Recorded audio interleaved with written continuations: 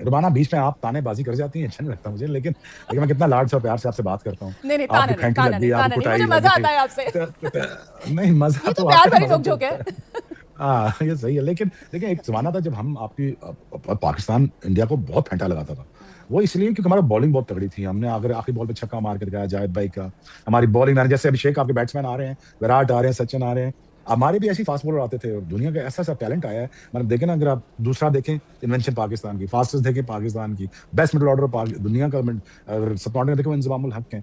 I mean best left armour अगर आप देखें दुनिया का, वो हिस्ट्री का देखें वो सीम अकरम है। हमारी रिवर्स स्विंग देखें, आप ये देखिए हमारी इन्वेंशन कितनी है दुनिया के लिए। ये हमारी पार्टिसिपेशन चेक कर लें खाली, कि पाकिस्तान क्रिकेट ने कितनी पार्टिसिपेशन की दुनिया क्रिकेट के लिए।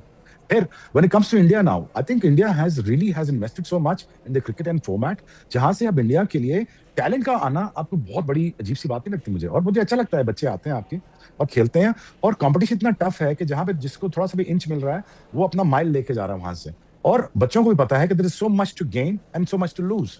But again having said that, I think मैं जब देखता हूँ बच्चों को, मैं ये चाहता हूँ यार कि वो टेस्ट क्रिकेट में हमेशा याद रखें, सचिन तेंदुलकर को अपना फोकल पॉइंट रखें, आप विराट कोहली को रखें, इनके एम्बिशियस को जरूर पीछे रखें, बुमराह को आप टारगेट में रखें कि बुमराह हमारा एक लाइन, एक हमारा गोल होना चाहिए। तो कभी ये ना सोचना, क्योंकि पैसा, और माना बच्चों को कह रहा हूँ, पैसा हमेशा बाय प्रोडक्ट ऑफ परफॉर्मेंस है। कभी पैसे के पीछे ना जाना, अच्छी क्रिकेट खेलना, लंबी खेलना और दूर खेलना। और आई थिंक इंडिया के पास जितना इन्वेस्ट कर चुका है और जिस तरह आप इस दौर में गुजर रहे हो, जो दौर एक हमारा था, हमारे पास स्पॉन्सरशिप थी लेट 90s में, हम दुनिया में स्पॉन्सर करते थे, हमारी दुनिया में पाकिस्तान क्रिकेट बहुत आगे थी, जो टैलेंट हमारे में प्रोड्यूस हुआ दुनिया में कहीं नहीं हुआ। We are probably the Brazil of cricket, right? But again अब इरा शोएब भाई नहीं मायने रखते हैं, आपकी टीम बहुत अच्छी है और ये कहना गलत साबित नहीं होगा कि आई थिंक T20 फॉर्मेट में इस वक्त one of the top team has to be India.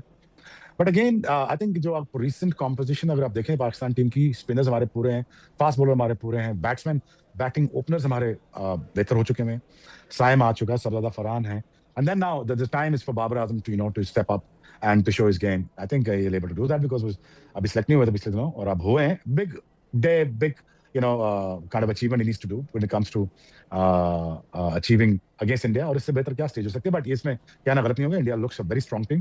But having said that, I think अभी हम 3-0 हरा के आए हैं ऑस्ट्रेलिया को, 2 मैचेस यहाँ पे भी खेले। The composition of the team अगर देखी जाए पाकिस्तान टीम की, Pakistan is a far dangerous side. You can not never say never to Pakistan team. बिल्कुल ऑस्ट्रेलिया को आप हरा कर आए हैं। वैसे ऑस्ट्रेलिया जिम्बाब्वे से भी आ रहा है। मोहम्मद कैफ का मैं रुक कर लेती हूँ और जरा उनसे जानते हैं जिस बात का जिक्र अभी शोएब भाई कर रहे थे। कैफ भाई, आपसे मैं समझना चाहती हूँ कि साहब ये जो अनप्रेडिक्टेबिलिटी जुड़ती है ना पाकिस्तान की टीम के साथ आकर, अब उसको शोएब भाई स्ट्रेंथ बता रहे हैं, वो स्ट्रेंथ के तौर पर ही देखी जानी चाहिए पाकिस्तान की टीम की, या फिर वही पाकिस्तान की टीम की सबसे बड़ी वीकनेस भी बार बार साबित होती है, अनप्रेडिक्टेबल? शोएब भाई को सुन के खुशी होगी कि पाकिस्तान की टीम इस बार थोड़ा सा बराबर पे आ गई है इंडिया की, क्योंकि उसका कारण ये है कि थोड़ा सा हालिया फॉर्म की जिक्र किया शोएब भाई ने, बिल्कुल सही बात बोली। 3-0 को ऑस्ट्रेलिया को हराया है वहाँ पे घर पे, अभी यहाँ 2 मैच जीते हैं। बहुत कम टाइम ऐसा होता है कि पाकिस्तान 12 बॉल पे 29 रन बना के मैच जीता हो। चेजिंग में दबाव हमेशा होता है। इस बार जो पहला मैच जीते हैं पाकिस्तान की टीम, वहाँ से लग रहा है कि थोड़ा सा ये टीम अलग है कंपेयर टू लास्ट जो वर्ल्ड कप हुआ था। वहाँ पे रिजवान थे, इफ्तिकार थे, आजम थे, आमिर थे, इनके बहुत सारे ऐसे प्लेयर थे जो दबाव को झेल नहीं पा रहे थे। इस बार थोड़ी सी नई टीम है और इसलिए मेरा मानना है कि ये थोड़ा सा बराबरी का मुकाबला है। इंडियन टीम तो फॉर्म में हमेशा रहती है, इंडिया की तरफ मैं कम जा रहा हूं क्योंकि इंडियन टीम दबाव में खेलना जानती है। इंडियन टीम को प्रेशर में कमबैक करना आता है। कई बार देखा है तिलक वर्मा जैसे प्लेयर एशिया कप के फाइनल में जब इंडिया टीम फंसी थी, वहां से भी वो नए प्लेयर थे, हालांकि वहां से भी वो जिता के लाए टीम को। तो मैं ये देख रहा हूं कि दबाव में इंडियन टीम हमेशा अच्छा खेलती है। तो क्योंकि पाकिस्तान थोड़ा सा बेटर टीम लग रही है, इसलिए मैं थोड़ा सा बराबरी का मुकाबला मान रहा हूं ये वाला।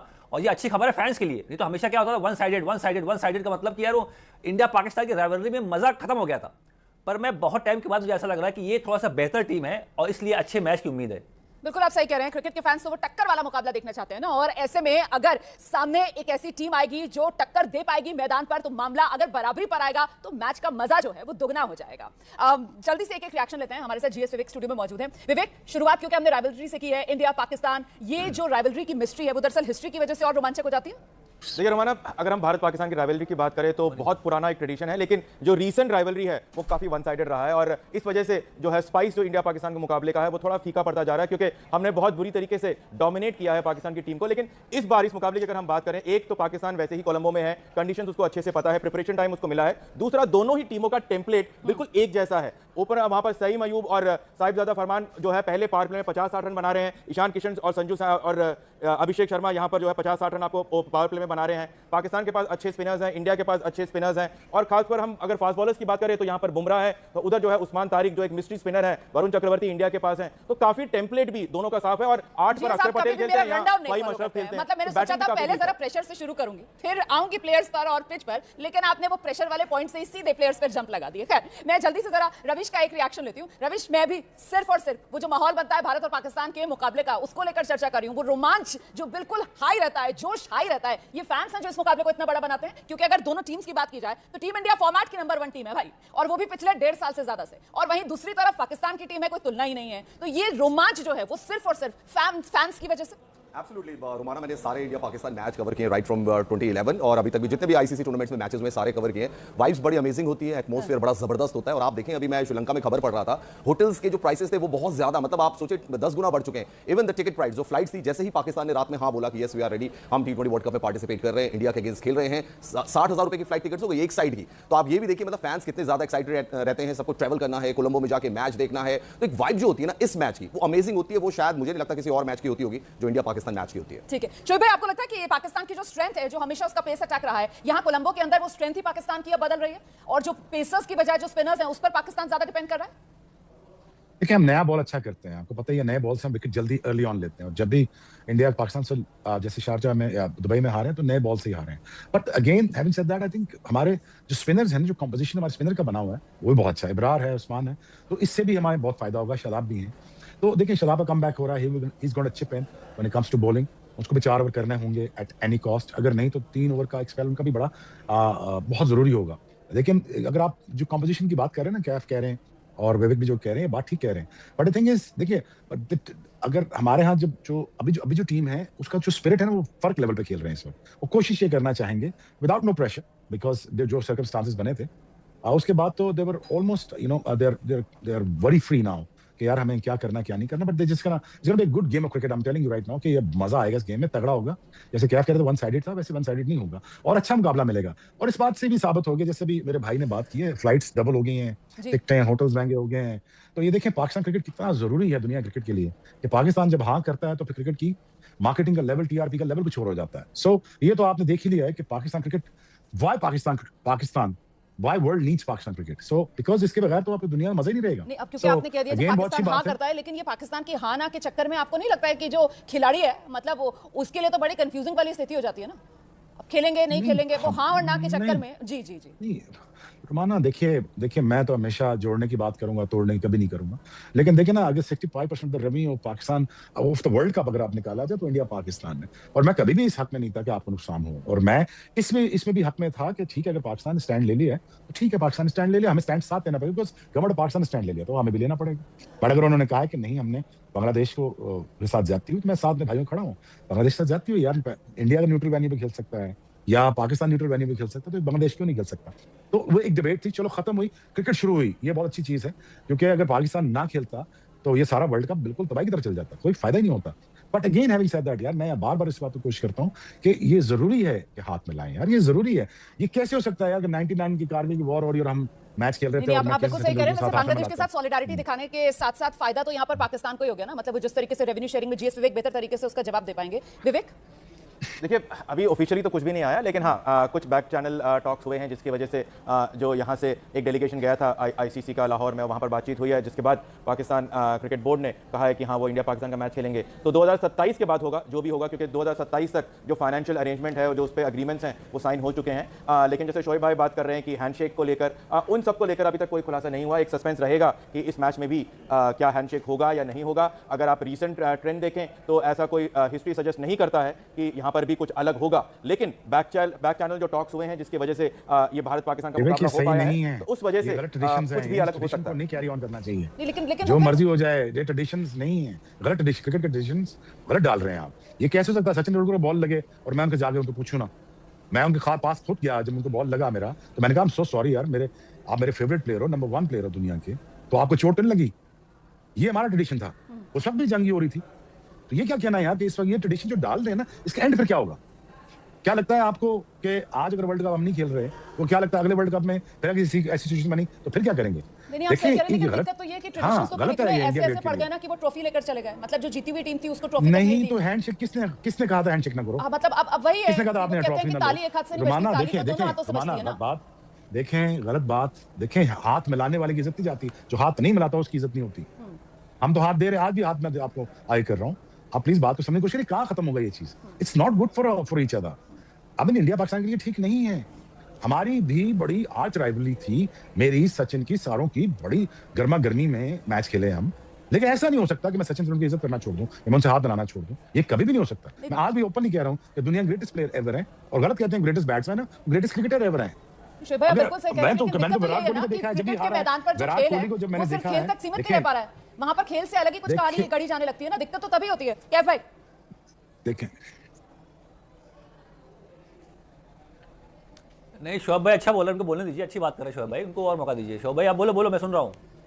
नहीं है, मैं क्या ये कह रहा हूँ ना यार, कि देखो ना, आप मुझे चल के हिट मार रहे हो, अगर आप छक्का मार रहे हो, मेरी आपके साथ गर्मा गर्मी हो रही, हालात तब भी ठीक नहीं थे। हालात कब ठीक थे? कभी भी ठीक नहीं थे हालात।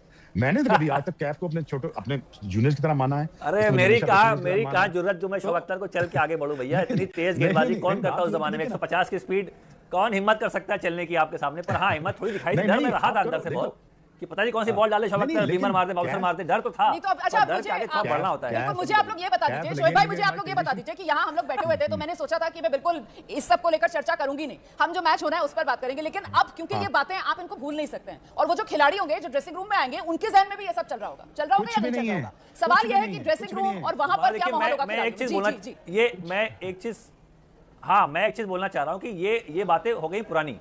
अब जो आपने अच्छी बात बोली ना कि अब ये खेल पे ध्यान दो, और खेल इस बार अच्छा होगा, इसमें कोई शक की बात नहीं है।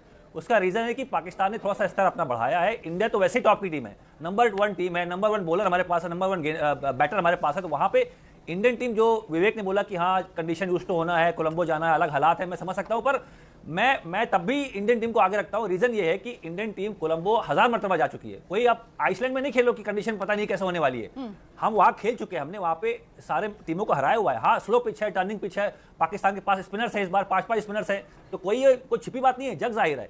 सूर्य कुमार यादव की टीम को एग्जैक्टली पता है कि कोलंबो में क्या एक्सपेक्टेड है, वहां पे कैसी पिच होगी, वहां पे लो स्कोरिंग मैच हो रहा है, वहां पे बॉल घूमेगा, वहां पे बॉल रुक के आ रहा है, तो कोई नई चीज नहीं पता है, हमने खेला वहां पहले।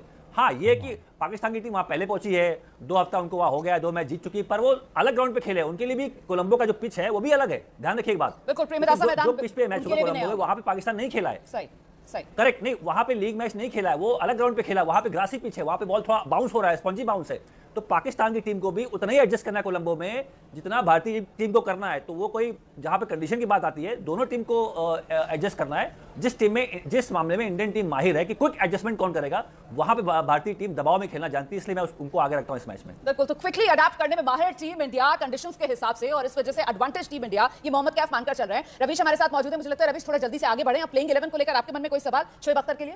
हाँ शोएब भाई से मैं पूछना चाहूंगा, शोएब भाई inclusion of Babar Azam in Pakistan team Asia Cup पे तो नहीं थे, यहां पर भी कोई ऐसा स्ट्राइक रेट उनका नहीं दिखाई दे रहा है। समहाउ आप ठीक समझते हैं बाबर आजम को मिडिल ऑर्डर में लाना, या आपको लगता है कि फखर जमान बेटर ऑप्शन हो सकते थे, या पहले मोहम्मद रिजवान को सेलेक्ट किया जा सकता था? What do you think?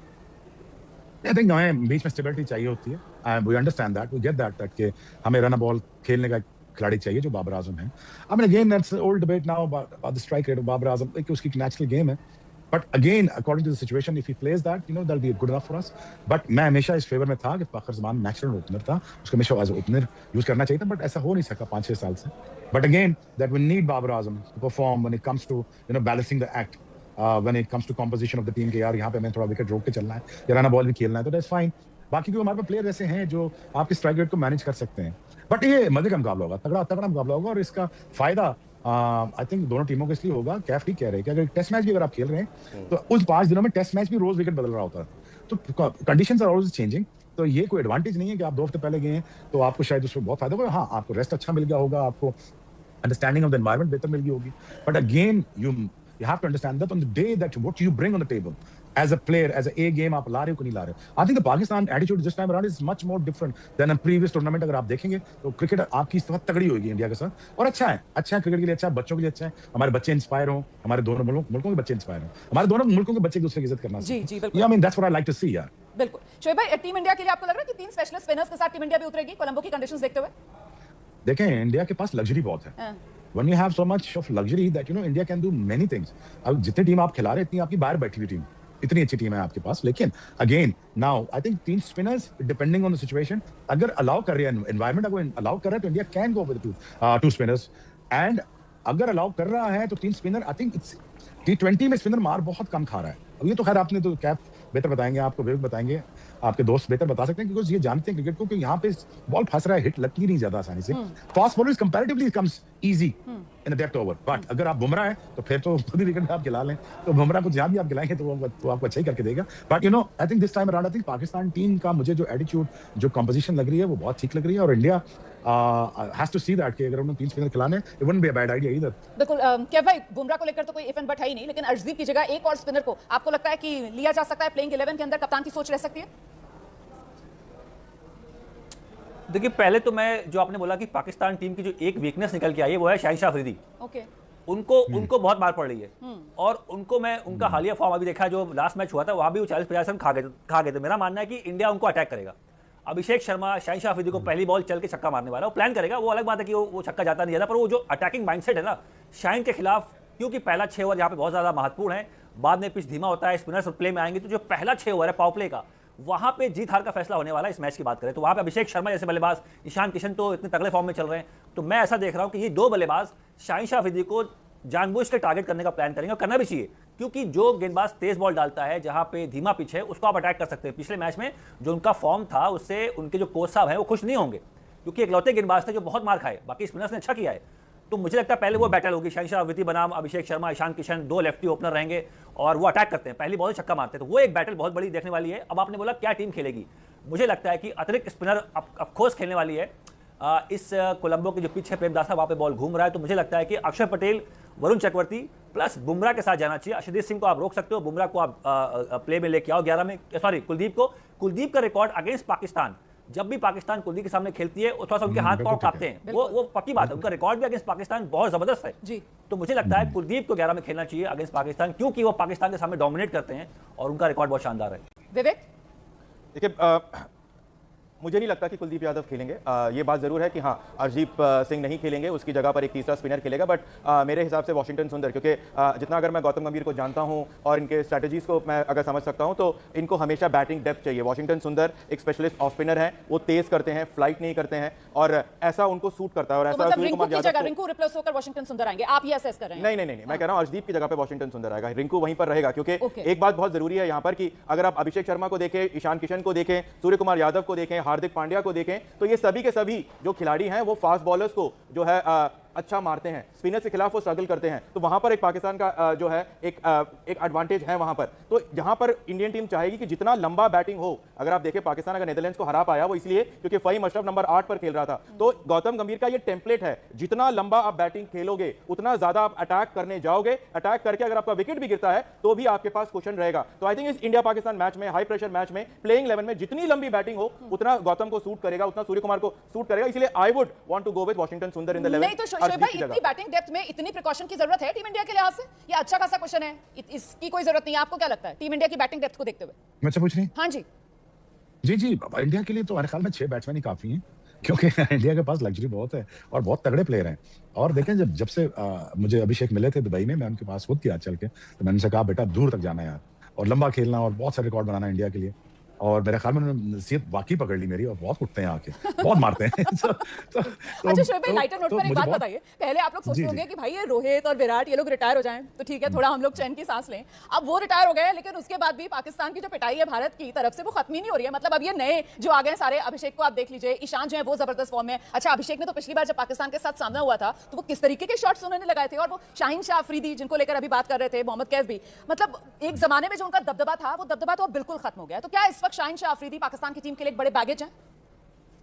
नहीं, रुबाना, बीच में आप तानेबाजी कर जाती हैं, अच्छा नहीं लगता मुझे, लेकिन मैं कितना लाड से और प्यार से आपसे बात करता हूँ। नहीं, मुझे मजा आता है आपसे। नहीं, मजा तो प्यार भरी नोक-झोंक है।